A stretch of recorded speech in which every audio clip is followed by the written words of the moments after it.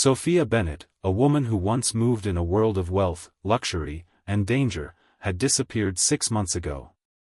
Former art gallery manager, former girlfriend of Adrian Valente, the most dangerous crime boss on the East Coast. She had left behind everything, her apartment, her friends, her life, all for one reason: to protect the child growing inside her from a world that could destroy him before he even took his first breath. Camera slowly zooms in on her belly, swollen under her uniform. Her hand brushes over it instinctively, protective, almost reverent.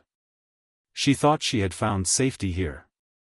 A small diner in the middle of nowhere, far from the city lights, far from the empire of the man she had loved, feared, and left behind.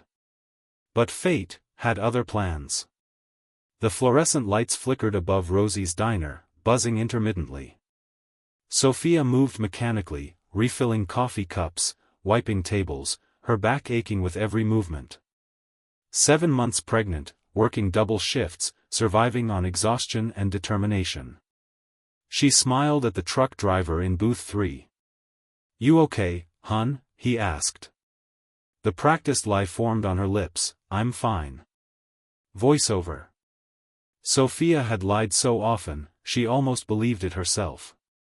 Fine had become her shield, her armor against anyone asking questions. No one knew where she came from, no one knew who the father was. Not truly. Her thoughts drifted back to that night 6 months ago. The night she had slipped out of Adrian Valente's penthouse, leaving everything behind. The city skyline glittered in her memory, but she had stepped into the darkness of uncertainty, into a life stripped down to survival. She remembered the smell of the penthouse, the feel of his hand in hers, the way his eyes had burned with power and intensity, and the violence that followed. Better to disappear than risk a child in his world, she whispered to herself, tucking her hand under her belly. The rain began outside, drumming against the diner windows, heavy and unrelenting. The storm mirrored the storm inside her, memories colliding with present fear. Rosie, the diner's owner, called from the kitchen. "You all right, hun? You look pale." Sophia forced a smile. "Just tired, Rosie. Long day." Voiceover. She had built this fragile routine, a world of small joys, refilling coffee, wiping counters, keeping the diner clean. Each day was survival, but it was also safety. Here, she could breathe. Here, she could pretend. And yet, the universe had a cruel sense of timing. She refilled the truck driver's cup, glancing outside as the storm intensified. The red neon of Rosie's diner reflected in the wet streets, a signal that even in the middle of nowhere, her life was about to collide with the past she'd been running from. Voiceover. 6 months ago, Sophia had left behind a life of elegance and danger. Adrian Valente, powerful, charismatic, lethal. He had been everything: her lover, her protector, her danger. She had loved him, had feared him, had left him, and now, she carried his child. The truck driver left, leaving a $5 tip on the table. Sophia pocketed it gratefully, a reminder of the simplicity she had chosen over wealth. The basement apartment she rented was small, barely a room with a bathroom, but it was hers. Safe, or so she thought. She wiped down the empty booth, her thoughts heavy with exhaustion and memories. She pressed a hand to her swollen belly, feeling the baby move as if it sensed her anxiety. "I'll name him Michael, something simple, something free of the shadows of his father's world," she thought. The door chimed. Not the usual mundane sound. This one felt sharp, ominous. Sophia looked up reflexively, heart thundering. And then she saw him. Adrian Valente, dripping with rain, tall, broad-shouldered, devastatingly handsome, every bit the man she feared and loved. His eyes, dark and intense, locked onto hers. Voiceover. In that instant, all the months of running, all the lies, all the painstaking effort to create a new life, vanished. One look, one heartbeat, and her carefully constructed world shattered. Adrienne's gaze dropped to her belly. Shock, recognition, calculation, every emotion flickered across his face. "Sophia," he said, voice low, controlled, with the accent she remembered so well. You're pregnant." Sophia's lips parted, words failing. 7 months. The math was simple, devastating. Adrian crossed the diner in 3 long strides, his presence dominating the space. Sophia pressed back instinctively. 7 months, she whispered. "Mine," he stated, clipped, decisive. Voiceover. Every instinct told her to run, to hide, to deny. But the truth was undeniable. She had left to protect her son, but the past had found her, and the man she feared, the man she loved, was standing right in front of her. "You left," he said quietly, controlled, but the anger in his voice was palpable. "You disappeared without a word, without a trace. And now, you've been carrying my child this whole time?" "I couldn't," she admitted, voice trembling. "I couldn't bring a child into your world. A world of violence, of death." Adrienne's laugh was sharp, tinged with disbelief. "My world? You mean the life that kept you safe, kept you alive? You call that brutal?" He moved closer, closing the space between them. The baby kicked, as if responding to the storm between them. "You protected me," he said, softer now. "Even when you didn't know if I deserved it. Even when I didn't know if I could protect you." Sophia's hands trembled on her belly. Adrienne's gaze softened, almost tender, but the intensity never wavered. "A son," he repeated quietly, his eyes locked on her. "Yes, a son," she whispered. The room seemed smaller, the storm outside louder. Time slowed, and in that moment, neither of them moved. Voiceover. She had run to survive. He had searched to find her. And now, with a child between them, the question wasn't just about love. It was about trust, survival, and the life they would bring into a world filled with shadows. Will she stay, or run again? The answer was closer than she thought. Fade out with the neon sign reflecting on the wet diner floor, tense music swelling. The Mercedes glided down the rain-slicked highway. Sophia pressed her hand to her belly instinctively, feeling the tiny kicks of her son. Adrienne's presence was heavy, commanding, but for the first time since their reunion, he didn't speak much. Voiceover. 2 hours of tense silence stretched between them. Every raindrop seemed amplified. Sophia's mind raced. Every decision she had made to survive flashed before her, leaving Adrian, hiding in the basement apartment, working long shifts for barely enough to live. And yet, she was returning. Not willingly, but because there was no choice. Not when the life she carried demanded more than fear. Adrienne's hand hovered near hers on the armrest, not touching, but ready. It was the same gesture he had shown 6 months ago, protective, yet unspoken.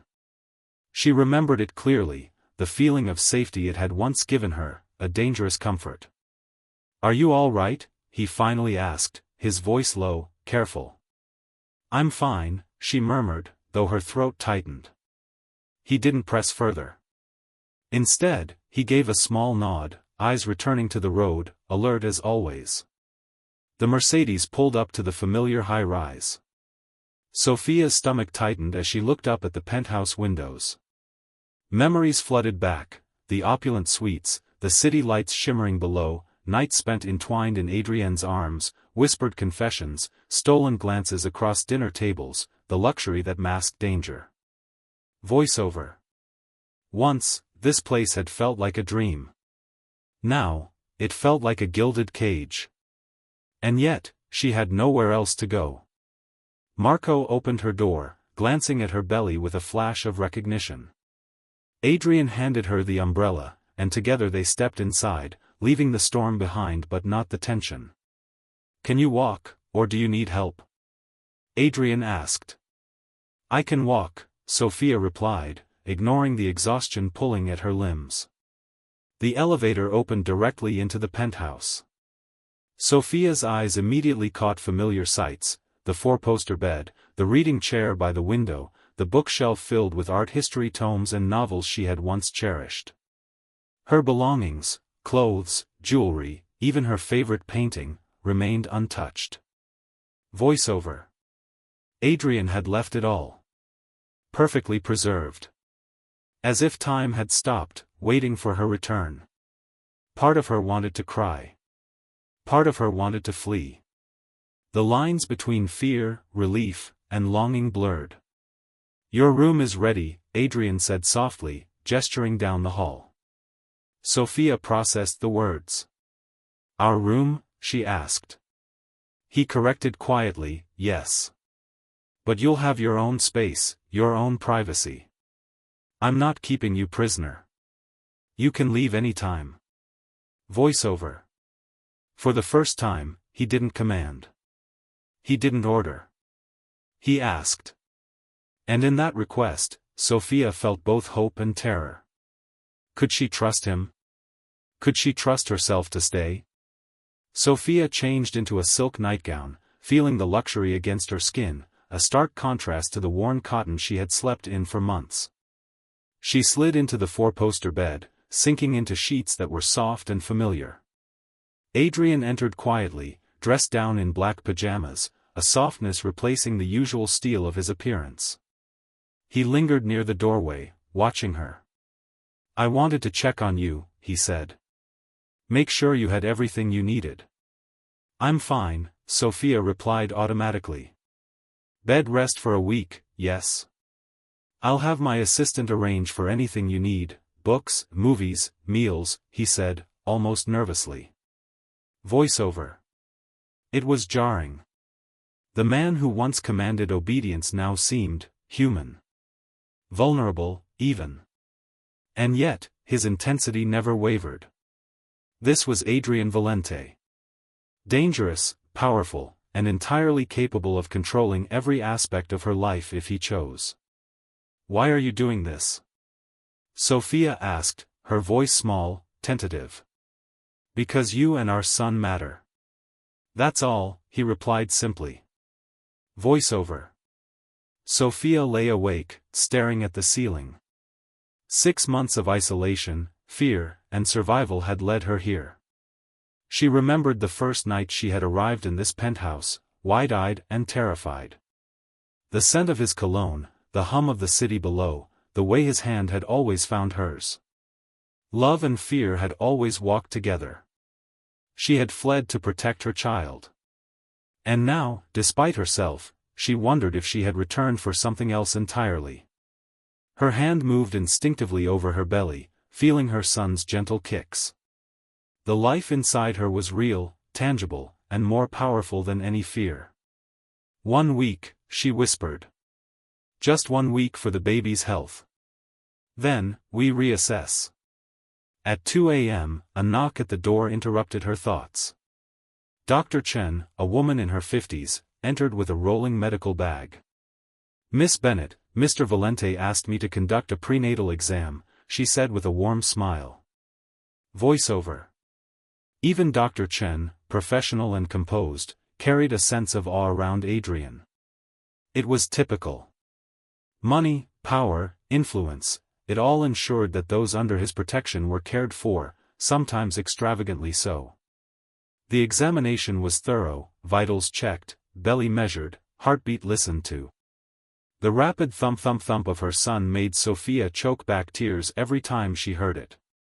"Everything is progressing well," Dr. Chen said. "Though your stress levels are concerning. You're slightly underweight for your stage of pregnancy." "I've been managing," Sophia whispered, though her exhaustion made the words hollow. "Not managing, surviving.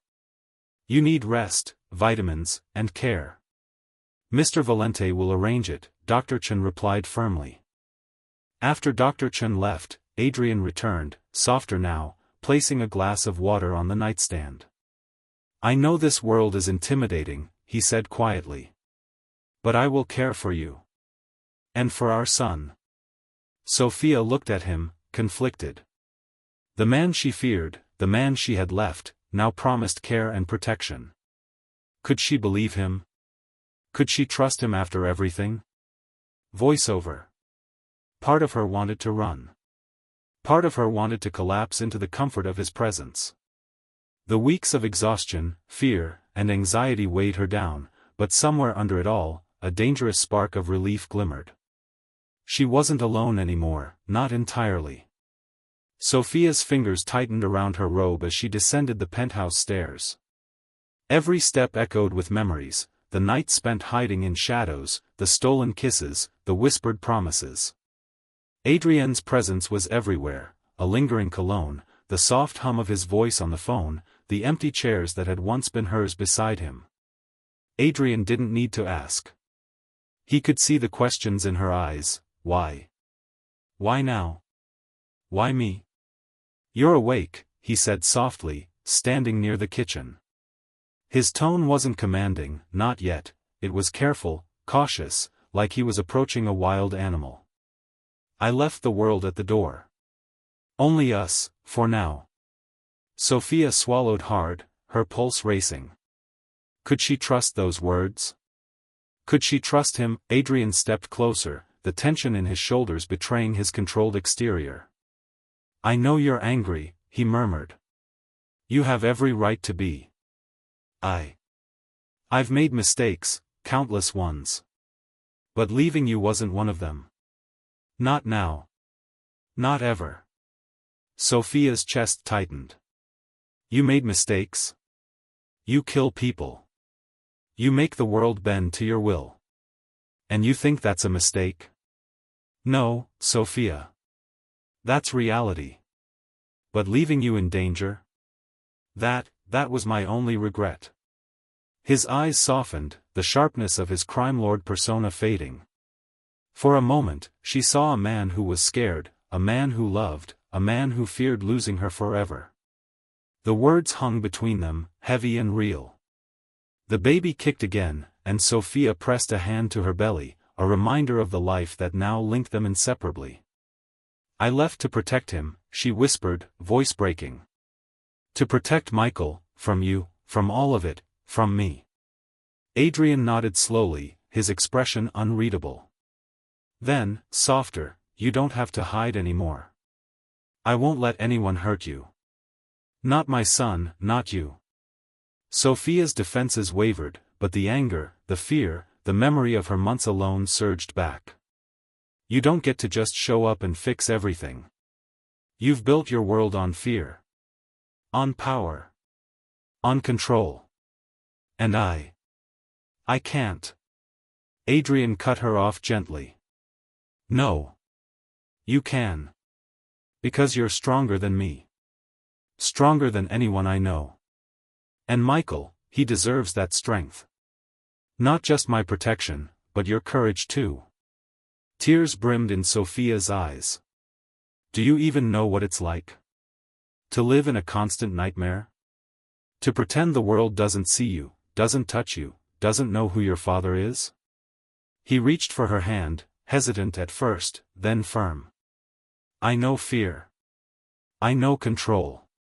But you taught me something I forgot, love. Something real. Something worth protecting. I won't fail you again. Her chest heaved, the weight of months of solitude and worry crushing her. And yet, there was a spark of relief, a fragile thread of hope. Sophia lay back, her hand on her belly, feeling Adrienne's gaze on her. 1 week, she whispered to herself again. Then we decide. Adrienne stepped closer, hesitant, but careful not to crowd her. You're stronger than you know, he said softly. And soon, we'll face this together. Voiceover/narrator. The night stretched on, heavy with emotion, tension, and unspoken words. Sophia had returned to a world she had left for safety, and Adrienne had returned to a life disrupted by her absence. Between them was a child, a secret, and the fragile hope that perhaps, for once, love and survival could coexist. Fade out on Sophia closing her eyes, the storm outside fading into a gentle drizzle, her hand resting on her son as Adrienne watches silently from the doorway. Adrienne led her to the living room, dimly lit with soft morning light. He gestured at the sofa. Sit. Rest. I'll make coffee. No, tea, the way you like it. Strong, bitter, and impossible to forget. Sophia laughed softly, despite herself. Impossible to forget? Sounds familiar. He sat opposite her, studying her face. Do you know what kept me awake all those nights? Not my business, not my empire, you. Wondering if you were alive, if Michael was safe. Every decision I made, every plan I executed, it all came down to you.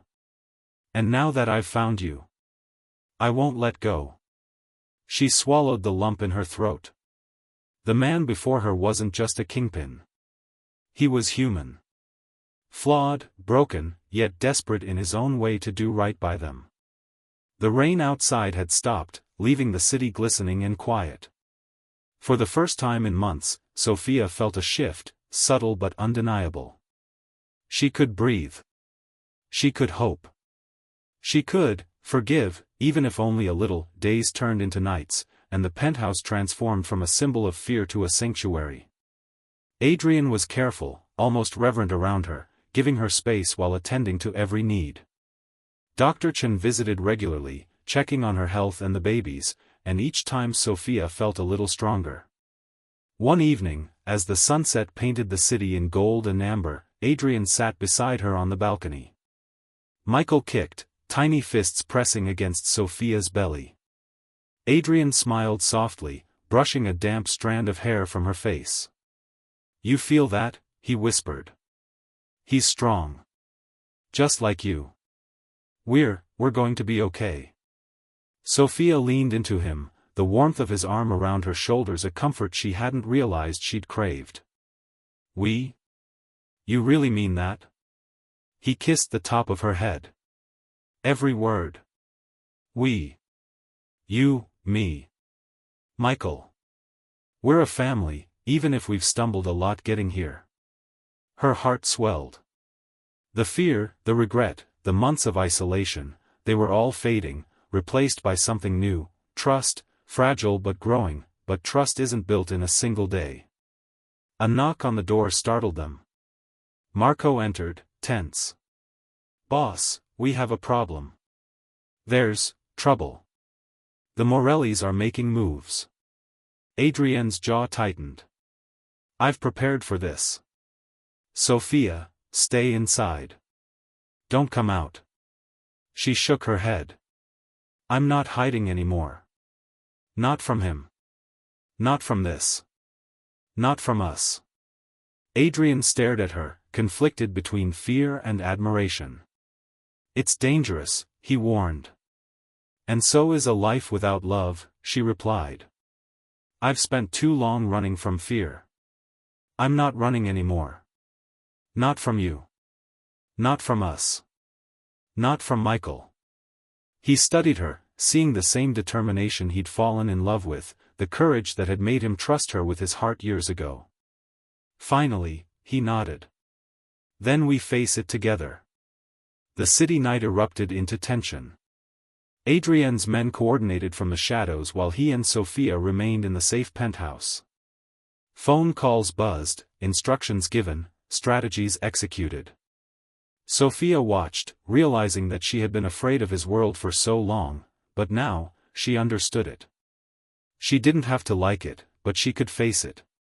Hours later, the storm outside was nothing compared to the storm inside. The Morellis' challenge was neutralized, their threat diminished. And when it was over, Adrian returned to Sophia's side, exhausted but victorious.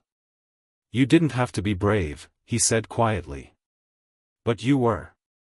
And that changes everything for me. Sophia smiled, tears slipping down her cheeks. Maybe it changes everything for both of us. Morning came. The city glowed, a new day breaking through the darkness. Sophia, Adrian, and Michael, her son, his father's child, sat together in the living room, the tension of months dissolving into hope. Adrian took Sophia's hand. We have a long road ahead. But for the first time, it's ours. And we'll walk it together. She rested her head against his shoulder, Michael kicking softly beneath her palm.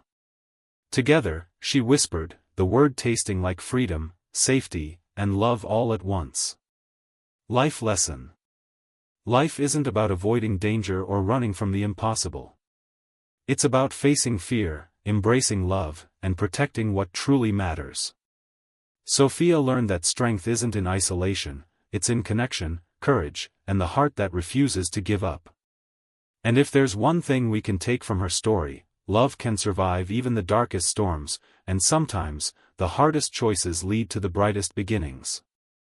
Call to action. If Sophia and Adrienne's story moved you, hit that like button, comment which part touched your heart the most, and subscribe for more stories that stir your soul. Every story has a lesson, let's discover it together.